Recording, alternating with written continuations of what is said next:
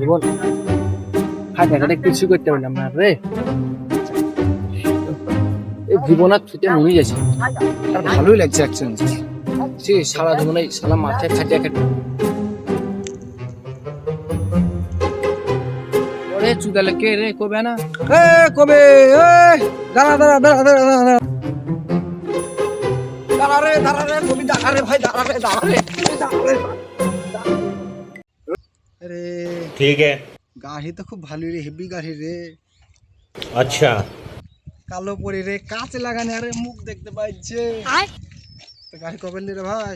এই তো কাল লিয়ানো রে ভাই। समझ गया। তোর মতন তো আর গরিব আর ভিখারি লাই রে।